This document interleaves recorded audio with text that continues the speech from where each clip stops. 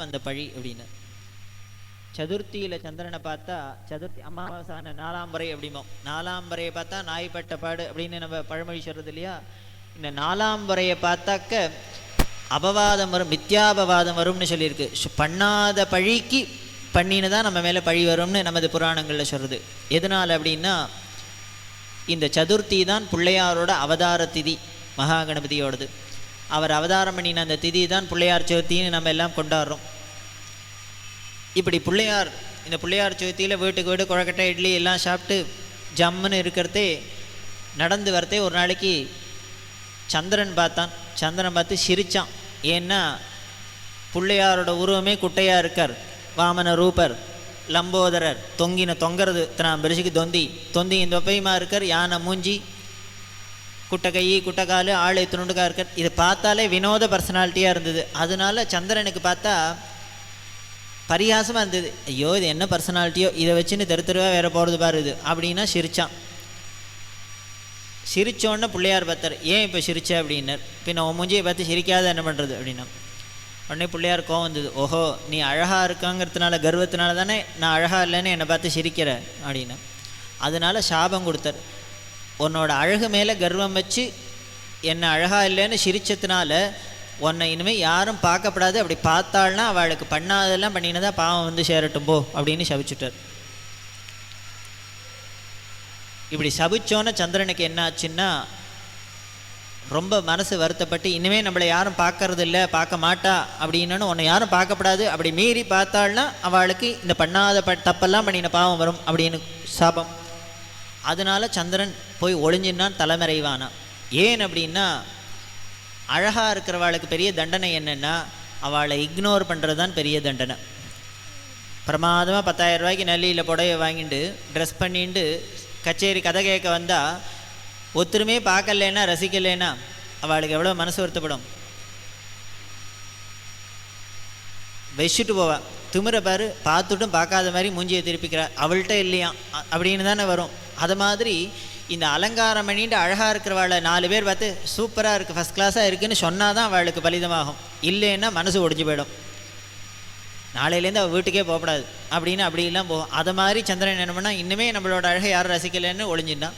இப்படி சந்திரன் இல்லைன்னா என்ன ஆகும்னா, உலகத்தில் இயற்கையில் படைக்கப்பட்ட சிருஷ்டியில் எந்த ஒரு விஷயம் ஒரு நாளைக்கு இல்லைன்னாலும் அப்படியே ஸ்தம்பிச்சு போயிடும். அது இயற்கையோட நியதி. சந்திரன் இல்லைன்னா என்ன ஆகும்னா, உலகத்தில் உள்ள மூலிகைகள் ஒன்றும் வளராது. உலகத்தில் உள்ள மூலிகைகள் அத்தனையும் சந்திரனோட ஒளியினால தான் வளர்றது.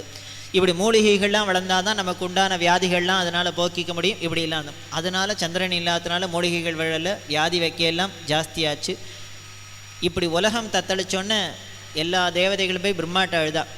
இப்படி பிள்ளையார் சும்மா இல்லாத சந்திரனை சபிக்க போக அவன் எங்கேயோ போய் ஒளிஞ்சிக்க, இப்போ ஜனங்கள்லாம் கஷ்டப்படுறது, அதனால் நீ தான் ஏதானு ஒரு வழி பண்ணும், போய் இதுக்கு ஒரு சமரசம் பண்ணி வச்சு பிள்ளையார்ட்ட போய் ரெக்கமெண்ட் பண்ணுன்னு பிள்ளையார்ட்ட வந்து சொன்னோன்னே பிள்ளையார் சொன்னார். அதனால் அவனோட தப்பை திருந்தி அவன் உணர்ந்தினான்னா அவனுக்கு மறுவாழ்வு உண்டு அப்படின்னு சொன்னார். அப்படி சொன்னோடனே எல்லாரும் போய் சந்திரனை தேடி கண்டுபிடிச்சா. உடனே அவன் சொன்னார், பிள்ளையார் உன்னை மன்னிச்சுட்டு இனிமேல் உன்னை ஒருத்தர் இக்னோர் பண்ண மாட்டா, உன்னை பாப்பா, நீ மேலே வரலாம் அப்படின்னு சொன்னோன்னே. ஆனால் பிள்ளையார் என்ன ஒரு கண்டிஷன் போட்டார்னா, இவன் கர்வத்தினால, அழகு கர்வத்தினால என்னை அவமதிச்சது உலகத்தில் தெரியணும் எல்லாருக்கும். இவன் என்னை அவமதிச்சது எதுக்காக தெரியணும்னா, அழகாக உள்ளவா யாரும் அடுத்தவாள்கிட்ட கர்வமாக படக்கூடாதுங்கிறதுக்கு ஒரு பாடமாக இருக்கணும் இந்த கதை. அதனால் மற்ற 14 நாள் என்னை அவனை பார்த்தாலும் பலன் அவளுக்கு பாவம் வராது. ஆனால் என்னால் தான் அவனுக்கு இந்த சாபம் வந்ததுங்கிறதுக்கு சாட்சியாக நான் பிறந்த இந்த சதுர்த்தியில் மட்டும் அவனை பார்த்தாக்க ரிலாக்ஸ் பண்ணுறேன்னு. 30 நாளில் 29 நாள் பார்க்கலாம், ஒரு நாள் பார்க்கப்படாதுன்னு போகிறாதா. அதனால் சதுர்த்தியில் பார்த்தா அவளுக்கு இந்த பண்ணாத பாவத்துக்கு உண்டான பலன் வந்தே தீரும் அப்படின்னு சபிச்சதா இந்த கதை சொல்லித்து. அப்படின்னு இந்த கதையை கிருஷ்ணர்கிட்ட நாரதர் சொல்லி, அதை மாதிரி நீ ஒரு நாளைக்கு வேட்டைக்கு போகிறதே எதேச்சியாக இந்த சதுர்த்தி சந்திரனை பார்த்துட்ட, அதனால தான் உன் மேலே இவ்வளோ பெரிய பழி வந்திருக்கு, அதுக்கு நீ பரிகாரம் பண்ணினா இந்த பாவத்திலேருந்து விடுபடலாம் அப்படின்னு. சதுர்த்தி சந்திரனை பார்த்தா அவ்வளோ பெரிய தோஷம். வேடிக்கை என்னென்னா, இந்த சதுர்த்தி சந்திரனை அத்தனை பேரும் பார்த்துருவோம். நீங்கள் 2ஆம் பறை 3ஆம் பறை பார்க்குறதுக்கு தேடின்னு தேடினாலும் அம்படாது. ஆனால் 4ஆம் பறைக்கு வீட்டை விட்டு இறங்குறதே பளிச்சுன்னு தெரியும். தேடவே வேண்டாம். நீங்கள் நான் இதை டெஸ்ட் பண்ணியே பார்த்துருக்கேன். அதுவும் பிள்ளையார் சதுர்த்தி அன்றைக்கி பார்க்கவே கூடாதுன்னு என்ன பண்ணேன், அன்றைக்கி சாயந்தரம் வெளியிலேயே போக மாட்டேன். அப்படி வெளியிலேயே போகாதவன் ராத்திரி 9 மணிக்கு ஜன்னலை திறக்கலாம் காத்துக்குன்னா நேராக ஜன்னலுக்கு நேரம் இருக்கும். சாயந்தரத்துலேருந்து வீட்டுக்குள்ளேயே அடைஞ்சிருந்தது தான் மிச்சம். அப்படி பண்ணி வந்துடும், சந்திர தரிசனம் ஆகிடும். அப்படி ஆயிடுத்துனா என்னென்னா அதுக்கும் ஒரு பரிகாரம் சொல்லியிருக்கு. அப்படி நம்மளை அறியாத இதை பார்த்துட்டோம்னா இந்த தோஷம் வராத இருக்கிறதுக்கு ஆன்டிசிபேட்டரி பெயில் மாதிரி ஒன்று சொல்லியிருக்கு. இந்த கதையை நாம் நினச்சிட்டோம்னா அந்த பாவத்திலேருந்து விடுபடலாம் அப்படின்னு சொல்லியிருக்கு.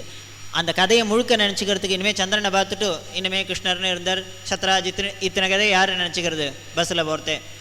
அதனால ஒரு ஸ்லோகம் சொல்லியிருக்கு.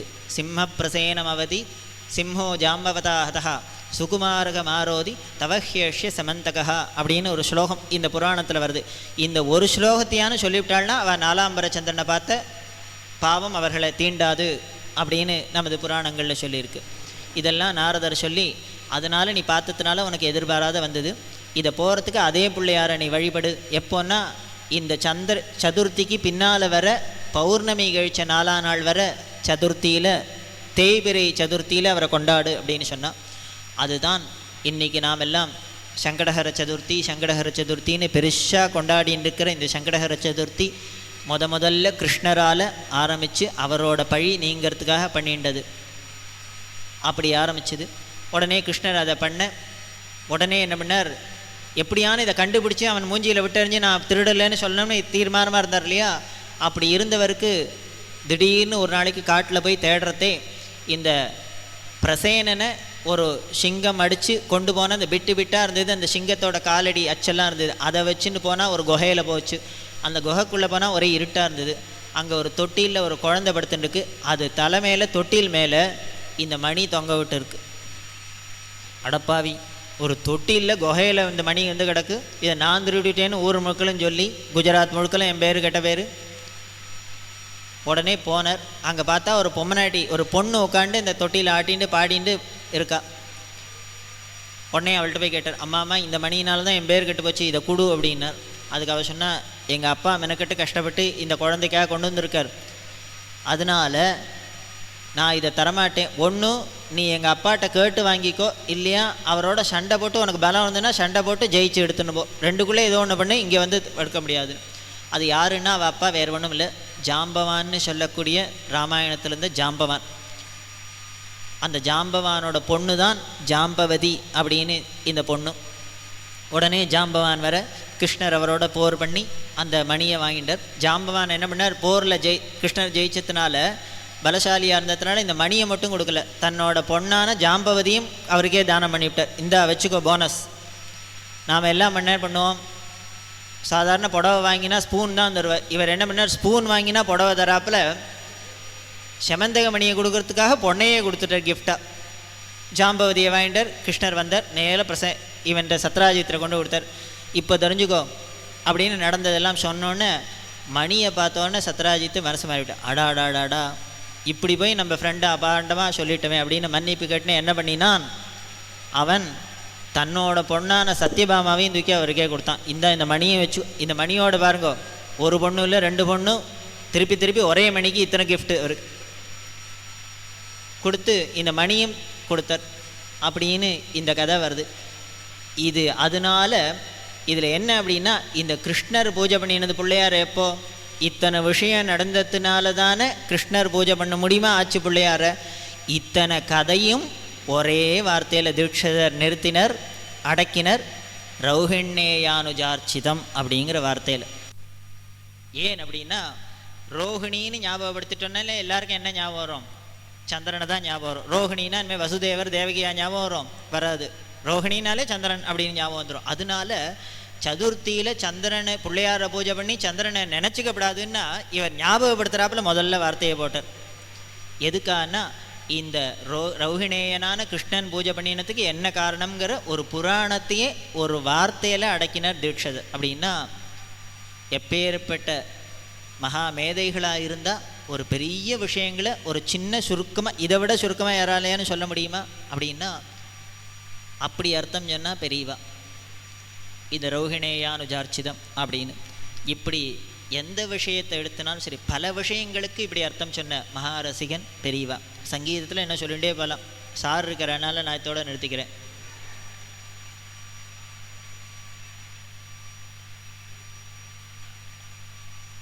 அதே பெரியவா மாதிரி தான் இவரும்.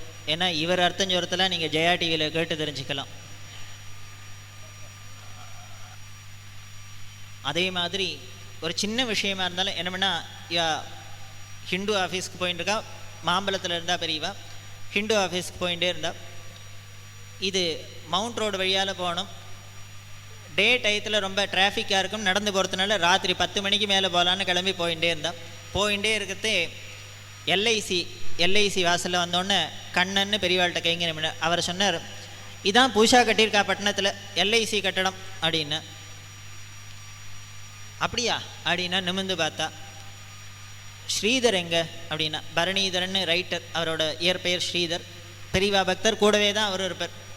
விகடன் ஆஃபீஸ்க்கு போக வேண்டியது, ஆஃபீஸ்லேருந்து நேராக பெரியவா கேம்புக்கு போக வேண்டியது, பெரியவா எங்கெல்லாம் போகிறாலோ கூடையே சுற்ற வேண்டியது, இப்படிலாம் ஒரு கும்பல் இருந்தது பெரியவாள்கிட்ட. பலாப்பழம் மாதிரி மொப்பா ஈ மாதிரி அவள்கிட்ட அவ்வளோ ரசமாக இருக்கும். ஒவ்வொரு க்ஷணமும் அப்படியே ரசிக்க முடியுமா இருக்கும் அவள்கிட்ட. இந்த கூட்டத்தில் ஸ்ரீதர் எங்கன்னு அவர் முன்னால் வந்தார். ஏண்டா இதுக்கு எத்தனை மாடி அப்படின்னா, அவர் ஸ்ரீதருக்கு ஆச்சரியமாக இருந்தது. இந்த எல்ஐசிக்கு எத்தனை மாடின்னு கண்ணன்ட்டே கேட்கக்கூடாதோ, எதுக்கு கூட்டத்தில் முண்டி அடிச்சுன்னு நம்மளை முன்னால் வச்சு நம்மள்கிட்ட கேட்கணும் அப்படின்னு. அவருக்கு இப்போது மாடி எத்தனைன்னு சொல்கிறதுக்கு வரல, புத்தி இப்படிலாம் வேலை செய்ய ஆரம்பிச்சுடுத்து. நம்மளையும் கேட்டா அப்படின்னு. அதனால் உடனே என்ன பண்ணார், பரபரப்பில் 11 12 அப்படின்னா, 11 12 ஒழுங்காக சொல்லும் அப்படின்னு. அவர் உடனே ஜாகிரதை ஆகிட்டார். எண்ணி தான் பார்க்கணும் அப்படின்னார். எண்ணி பார்த்துட்டு வா அப்படின்னா போயிட்டா பெரியவா. இது சொன்னோன்னே இன்னும் இவருக்கு த்ரில்லு ஜாஸ்தி ஆகிடுது. இப்போ எண்ணியான கணக்கை டேலி பண்ணுற அளவுக்கு இப்போ இந்த மாடியில் என்ன இருக்குது, அதுவும் ஸ்ரீதர் வாயால் வரத்துக்கு என்ன அப்படின்னா, உடனே கிடுன்னு எண்ணினா கீழேந்து எண்ணினா 13 வந்தது. உடனே என்னமோ இல்லை 13 வராப்பில் இருக்காது அப்படின்னு மேலேருந்து எண்ணினா 12 வந்தது. இப்படி 4 தரம் எண்ணினா கணக்கு தப்பாக வருது. பார்த்தார். அதுக்கு மேலே பொறுமையில பெரியவாக்குள்ளே வெலிங்டன் தாண்டி போயாச்சு. குடுன்னு ஓடினோடனே என்ன வந்துட்டியா எண்ணினியா அப்படின்னார். அவர் உடனே என்ன பண்ணார், உண்மையை ஒத்திட்டார். அது என்னமோ தெரியல, சரியாக கணக்கு வர மாட்டேங்கிறது, மேலேருந்து எண்ணா 13 வருது, கீழேருந்து எண்ணா 12 போகிறது, என்னமோ குளறது அப்படின்னு நிறுத்தினா. இப்போ சொல்லு 11 12 13 எது கரெக்ட் அதுக்கு அப்படின்னா, இதுக்கு விஷயம் தெரிஞ்சால் தான் அடுத்தது நகரும், அடுத்த ஸ்டெப்பு போக முடியும். வேடிக்கையாக இருக்கும் பெரியவா. என்னமோ உப்பு போகாத விஷயம் மாதிரி இருக்கும், அதுக்கு என்னமோ பெருசாக சீன் பண்ணி அப்படியே நிறுத்தி விடுவா எல்லாத்தையும். உடனே ஒவ்வொருத்தரையாக கேட்டால் ஒருத்தர் 12 11 எல்லாருக்கும் பயம் வந்துடும். நம்பையே மாட்டிப்பானே சொன்னால், இப்போ 11 12 13 தீர்மானம் பண்ணி இங்கேயே ரெசல்யூஷன் பாஸ் பண்ணுங்க, அப்புறம் ஹிந்துவுக்கு போகலாம். எல்லாருமா சேர்ந்துன்னு அப்புறம் மொட்டை மாடியை சேர்த்தா 12, மொட்டை மாடியை சேர்க்கலைன்னா 13, ஏதோ கணக்கு சொன்னால் 12 13 போல் இருக்குது. மொட்டை மாடியை சேர்த்தா 13 வரும், இல்லையா 12 வரும் போல் இருக்குது அப்படின்னொன்னே, அவ்வளவு தானே அப்படின்னா, ஆமாம் அப்படின்னா. அப்போ 12 மாடியை நீ இந்த வாரம் ஆனந்த விடல 17 மாடியாக போட்டிருக்கியே அப்படின்னா, அட கன்றாவியே, இதுக்கு தானே இவ்வளவு கூத்து, வேறு ஒன்றும் இல்லை. இவர் ஆனந்த விடனில் உத்தியோகமாக இருந்தார். இவர் ஜோக்கெல்லாம் எழுதுவார் அந்த காலத்தில். இவர் ஜோக் எழுதுவர். அந்த வாரத்தில் ஆனந்த விடன் அட்டையில் இவர் எழுதின ஜோக்கு வந்துருந்து. இவர் எழுதின ஜோக்கு என்னென்னா, 2 கிராமத்து ஆள் பட்டணத்துக்கு வரா. மவுண்ட் ரோடில் வந்து பார்த்தா இத்தனாம் பெரிய கட்டணமாக பார்த்து இல்லையோ, ஒரு ஆள் கேட்குறான், ஐயோ அண்ணே நீ இவ்வளோ பெரிய கட்டணமாக இருக்குது, எப்படி அவ்வளோ உயரத்தை கட்டியிருப்பாங்க அப்படின்னு. உடனே இன்னும் சொன்னால் படுக்க வச்சு கட்டி நிமித்தி வச்சுருப்பாங்க அப்படின்னு. இதுதான் இவர் எழுதின ஜோக்கு. அதுக்கு கோபுலுங்கிற பெரிய ஓவியர் அவர் அட்டைப்படம் போட்டிருக்கார். இப்படி எல்ஐசி மாடி மாதிரி போட்டு அதில் கீழே 2 கிராமத்து ஆள் நின்றுட்டு இந்த கேள்வி கேட்குறாப்புல. அந்த கோபுலு போட்ட எல்ஐசி மாடி கட்டடத்தில் 17 மாடி அவர் வரைஞ்சி விட்டார். அவர் கார்ட்டூனிஸ்ட்டு ஏதோ இப்படின்னு 4 திருக்கின்னு விட்ட வந்து கொடுத்தோ, அதை உட்காந்து எண்ணியிருக்காருயா இவர். எவனானு எண்ணியிருப்பேன்னா கோபுலுவே எண்ணலை, நிச்சயம் தான். இதை எண்ணிவிட்டு அதுக்காக பெரியவா ஏன் இப்போ ஸ்ரீதரை கூப்பிட்டு கேட்டாங்கிறதுக்கு காரணம் இப்போ தான் புரிஞ்சுது. உடனே சொல்கிறா, இல்லை இந்த வாரம் விகடன் அட்டையில் பார்த்தேன், அந்த படத்தில் 17 மாடி இருக்குது, இங்கே 12 தானே இருக்குது, நீ 17 வரைஞ்சிருக்கியேன்னு எது சரின்னுங்கிறதுக்காக கேட்டேன் அப்படின்னு. இப்படி ஒரு சாமியாரை எங்கேயானு பார்த்துருக்கேளா? இப்படி ஒரு ரசிகனை பார்த்து நாமளாக இருந்தால் ரசிப்போமா? ஏதோ ஆனந்த விடனை பார்ப்போம், முடிஞ்சால் சிரிப்பு வந்தால் இல்லையா தூக்கி எறிவோம், பட்டாணியை வாங்கி சாப்பிடும், அவ்வளோதான் நமக்கு தெரிஞ்சது. ஆனால் பெரியவா ஒரு விஷயத்தை எடுத்துட்டா சாதாரணமாக பண்ண மாட்டேன், அவ்வளோ ஊனி ரசிக்கக்கூடிய மகா ரசிகன் சாட்சாத் பெரியவா. இது மாதிரி சின்ன சின்ன விஷயங்களாக இருக்கட்டும், பெரிய விஷயங்களாக இருக்கட்டும், எதுவாக இருந்தாலும் அதில் ஆழ ஊனி ரசிக்கக்கூடிய மகா ரசிகன் மகாமேதை சாட்சாத் பெரியவா அப்படின்னு சொல்லி அவளோட இந்த ரசக்கடலில் மூழ்கினோம்னா நமக்கு நேரங்காலம் போகிறது தெரியாது. இருந்தாலும் நமக்கு நேரத்தை பார்க்க வேண்டியதுனால இந்த நிகழ்ச்சியத்தோடு நிறைவு செய்வோம். இன்னும் எப்பெல்லாம் நமக்கு சமயம் கிடைக்கிறதோ அப்போ எல்லாம் இந்த ஆனந்த கடலில் மூழ்கலாம்னு சொல்லி இந்த நிகழ்ச்சியை நிறைவு செய்வோம். ஒரு கலைக்கு விழா எடுத்து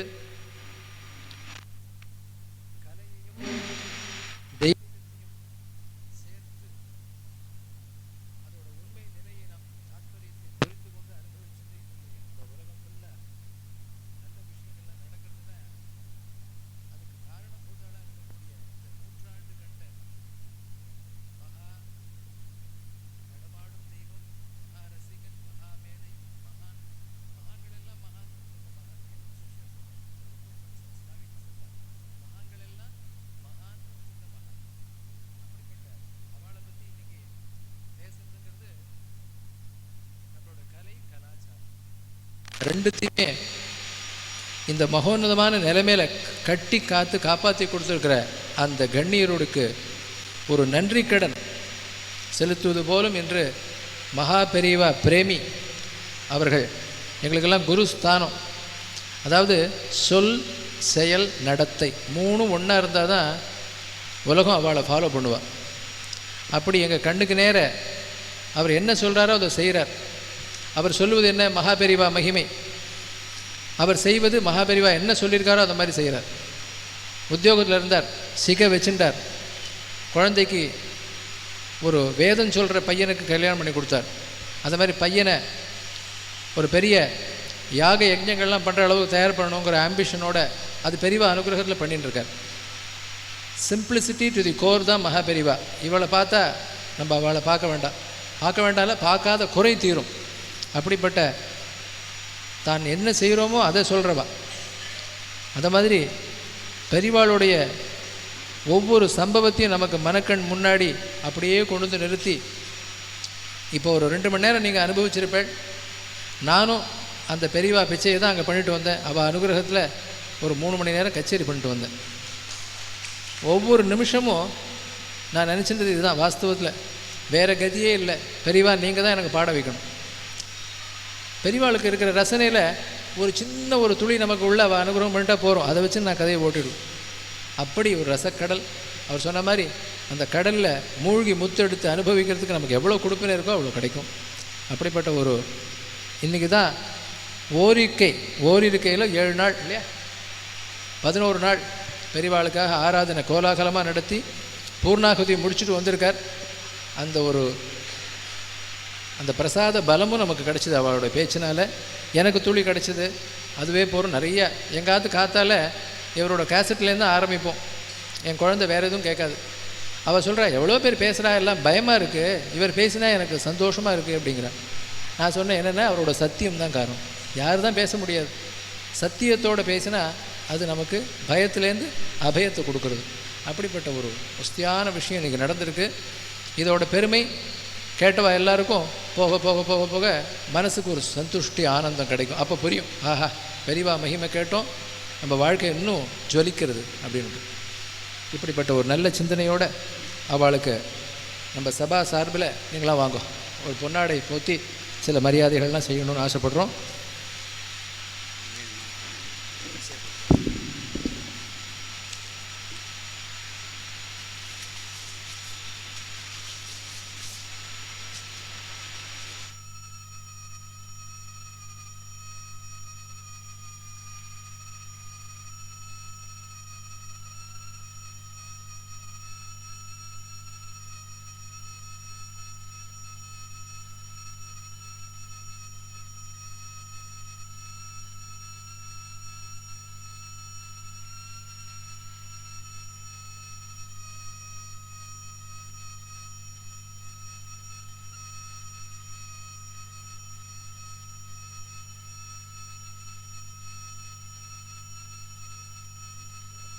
நாளைக்கு காத்தால 10 மணிக்கு எல்லாரும் அவசியம் வந்துடணும்.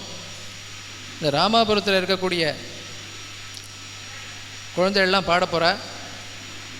ஒரு மியூசிக் குவிஸ் ஒன்று நான் பண்ண போகிறேன். எனக்கு ரொம்ப ஆசை அதை பண்ணணுன்ட்டு. பட் நீங்களாம் வந்தால் தான் பண்ண முடியும். கேள்வியெல்லாம் ரொம்ப சுலபமாக இருக்கும், பரிசு கொஞ்சம் ஹெவியாகவே இருக்கும். அதனால் எல்லோரும் வந்துருங்கோ. குழந்தைகள்லேருந்து பெரியவா வரைக்கும் எல்லாருக்கும் கேள்வி இருக்குது. அதனால் வந்துருங்கோ. அதுக்கு பேர் வந்து கேள்வி பதில்னு வைக்கல, கேள்வியும் பரிசுன்னு வச்சுருக்கோம். அதனால் அப்படி இருக்குது. சாயந்தரம் ஆண்டு விழா நிகழ்ச்சி முதல்ல எப்படி ஆரம்பத்துக்கு வந்தாலோ அதே மாதிரி வருஷம் வந்து நடத்தி கொடுக்கணும். சாயந்தரம் வந்து அவார்டெல்லாம் கொடுக்குறோம் வித்வான்களுக்கெல்லாம். அப்புறம் ஜலதரங்கம் கச்சேரி இருக்குது. அந்த வாத்தியமே நம்ம பார்த்துருக்க மாட்டோம், டிவியில் பார்த்துருப்பேன், நேராக பார்க்கலாம். ஜலமே பார்த்த நாளாச்சு, ஜலதரங்கம் எங்கே பார்க்குறதுனால இப்போ நிறையா இருக்குது, ஒரு குறவும் இல்லை. அதில் வந்து எல்லாம் நடத்தி கொடுக்கணும். உங்களுடைய பேராதரவை நாடி விடைபெறுகிறோம். நமஸ்காரம். ராம் ராம்.